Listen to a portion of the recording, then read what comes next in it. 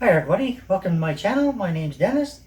Today's video is going to be on the X570 Aorus Ultra gaming motherboard.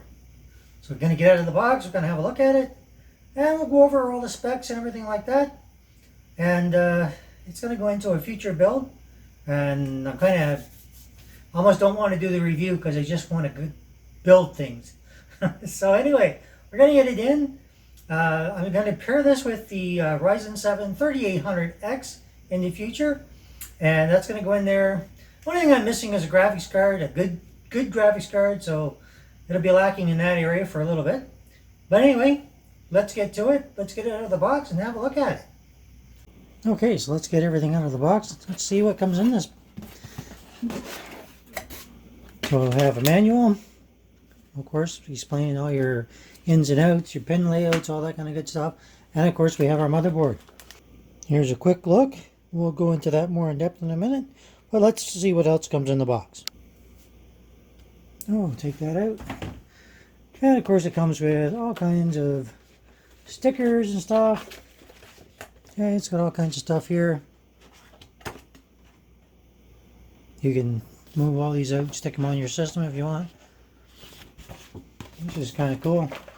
Of course, it gives you the Aorus pin that you can stick on. This just peels off. If it becomes sticky, you can put it on your case if you want. Comes with your DVD from all your drivers, everything like that.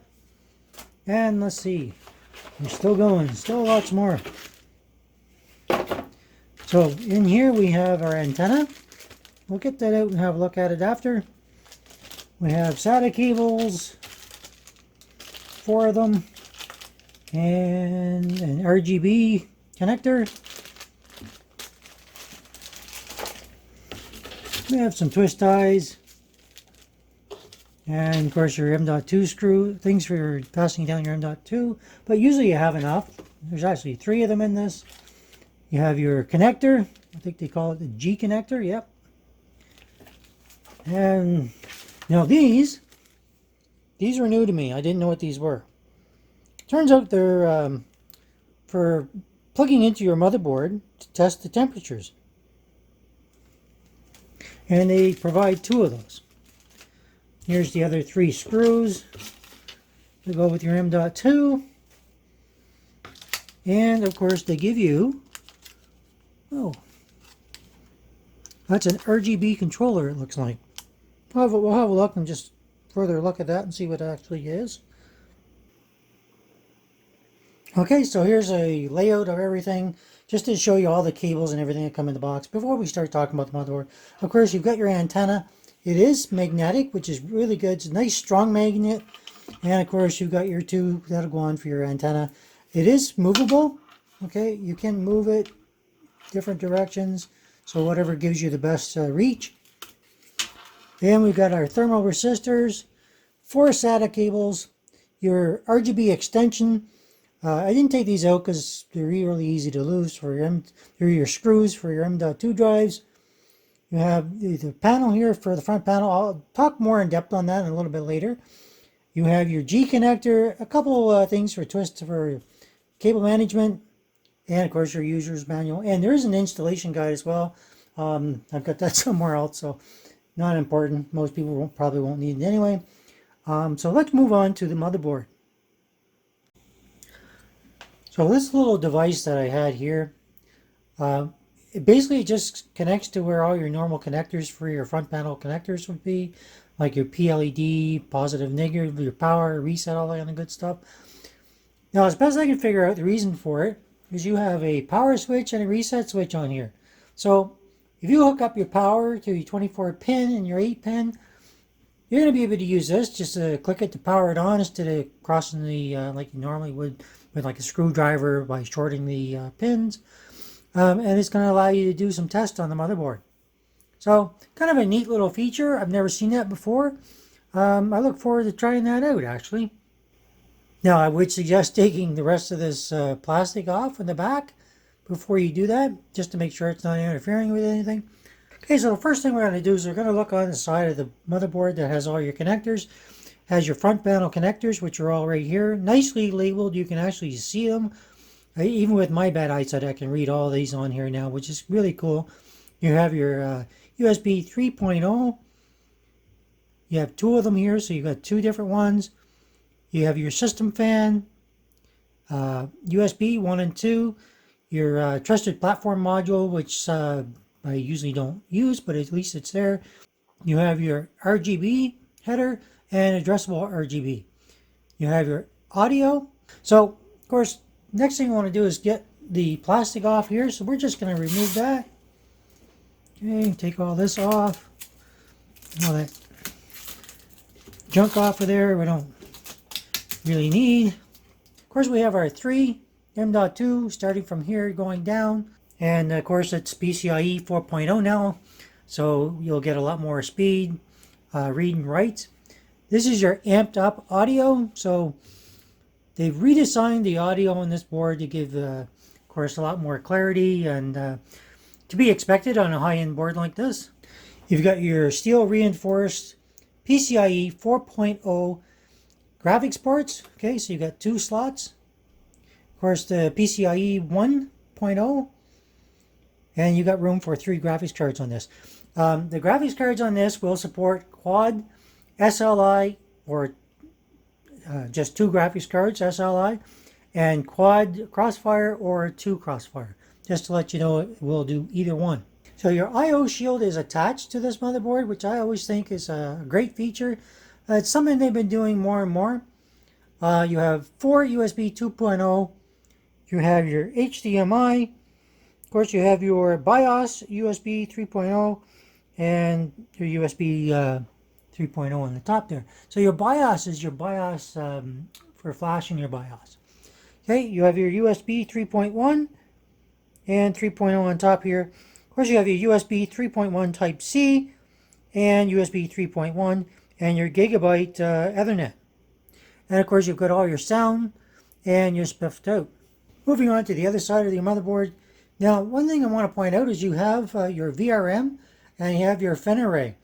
And you have the VRM on this for the heatsink. They went to town on this. It's really, really one of the biggest improvements on the motherboard. So they took a lot of time, a lot of effort to put work into this. And for the first time, it's really spectacular. You have your steel reinforced 8-pin for your power and 4-pin. You will only need the 8 unless you're overclocking, in which case then you will need the 4 as well. So just something to keep in mind. Of course, over here we have our RGB, addressable RGB, your CPU fan, and optional CPU fan. Moving on to here, we have our steel reinforced DDR4 DIMM slots. You have your 24-pin here, and of course your AM4 socket. Doesn't change. Arrow would be down here, and you put it in the same way as you always would. And of course your brackets, which in this case the Wraith Prism cooler would come with most of the higher end CPUs. So you'd leave that on there so you could use it. Okay, getting around the other side of the board, you can see where you have your connector here for USB Type-C. And then we have 3 more system fans, which this one will act as your pump. Again, that's that temperature sensor thing I was talking about that was in the box. You have 6 SATA, and something a lot of you may notice or may not. This is your Thunderbolt port, but unfortunately on this board, because it's a bit of a lower tier board, it is not included. I would have liked to see that on all their boards. Doesn't come included on this board. Some of the other ones, it will be included. And maybe Thunderbolt will become a bigger thing down the road. Right now, I haven't found it to be terribly useful, to be quite honest. So another thing to keep in mind is don't forget, underneath of these, you have thermal pads. There could be plastic on them. You're going to want to take that off when you put your M.2 drives on. The thermal pads are, of course, to help cool down the M.2. And the other thing I'll point out, which is new to the motherboards for the 3000 series, is your fan here. Okay, so this fan underneath here is on all the boards for the X570 series to help keep everything cool. Unfortunately, I wish they hadn't put that on these boards, because if this thing gives out, your whole board is basically, well, it's not going to be any good anymore. So, great feature, but potentially a bad feature. I guess time will tell as to how well it lasts. It is a ball bearing, 60,000 hours, so it's quite a while. So another nice feature is this button right here.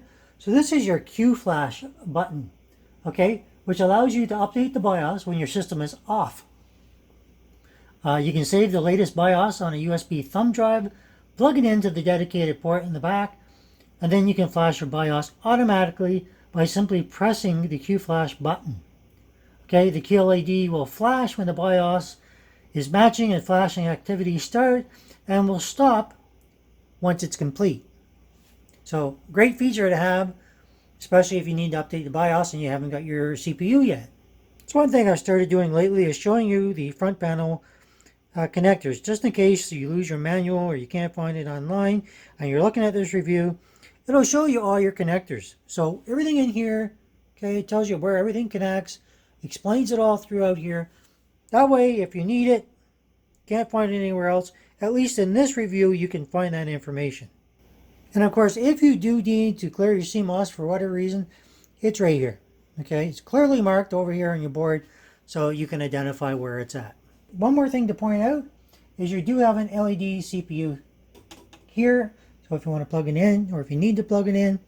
Here's a quick look at the back side of the motherboard, just to show you all the extra soldering that they did. Around here, they put in extra for the heatsink, the VRM. Great, well put together board. So here's a quick look at some of the specs. Tells you about your memory. So if you want to read that, you can just pause it, have a look at it, of course. Of course, paying attention to one particular fact, that it's Wi-Fi 802.11ax. So of course, something to make sure I mention is the advanced thermal design. Okay, like I mentioned, for your VRM heatsinks. Okay, has a direct touch heat pipe, fin array, and high thermal conductivity pad. All right. Of course, it talks about the immersive gaming vibes with your ALC 1220 VB audio IC and your Wi-Fi 6, which is, I don't know if you know that, they rebranded the way they're calling the Wi-Fi now. Your 12 plus 2 phases of IR digital VRM solution with power IR stage. Okay, some of the specs, just to break it down. CPU support is the AMD Ryzen series processors. Of course, it's a socket AM4 AMD X570 chipset, which I've already mentioned. Has a graphics interface of one PCIe 4.0/3.0, of course, it'll work backwards compatible, times 16, and one PCIe 4.0 times or 3.0 times 8. And of course, it has a second one, breaks it down even further. Your display interface is HDMI. Memory type, dual channel DDR4, has 4 DIMMs. Your expansion slots are, again, one PCIe 4.0 or backwards for 3.0 times 4. You get 2 PCIe 4.0 times 3 for 1. Your SATA or M.2, you have 6 SATA 3s, 3 times M.2 PCIe 4.0, backwards compatible with 3.0 for SSD. Your SATA RAID is 0, 1, and 10. And your USB are 2 USB 3.1 Gen 2s, Gen 1 with USB Type-C support, plus 2 USB 3.1 Gen 2s, Gen 1 Type-A, plus 7 USB 3.1 Gen 1, plus 8 USB 2.0. Okay, audio, ALC 1220 VB, like I mentioned before. Your LAN is your Intel Gigabyte LAN. And wireless is the 802.11ax, as I mentioned before, and Bluetooth 5. It is an ATX form factor, which is 305 by 244. Okay, motherboard does support the RGB Fusion 2.0. So just in case you need to update that, that's the one it's at right now. Of course, it has a smart fan stop, the BIOS Q flash, which I explained earlier, and that's pretty much it. There's pretty much not anything it doesn't cover. Of course, it supports 4K, dual BIOS, you name it, it's pretty much got it. Which, like I say, you would come to expect in a board as pricey as this. And of course, one thing you want to look for on the front of the box is AMD Ryzen 3000 desktop ready. So that way you know if this board, if you're buying it and you didn't know, is it going to support the 3000 series Ryzen processors? And in this case, of course, it will. Alright everybody, so that is the Aorus X570 Ultra motherboard review. Hope you liked it. Hope I covered everything you wanted to know. If you have any questions, fire them at me. I'll get back to you as soon as I can. So if you like the video, hit that like. If you don't, you know what to do. Hit that bell for future notifications to see future videos as they come up. And if you're new here, think about subscribing. I am going to have a Ryzen 7 3800X CPU that I just bought. I'm going to pair it with this motherboard. We'll have a installation on that to show you how to do that. And then we'll finally get to the build. And I will do a build, hopefully coming out. I'm trying to gear it because I have a surprise for around a certain time of year. And we'll get that to you. So thanks for watching and for your support as always. And stay tuned for the next one.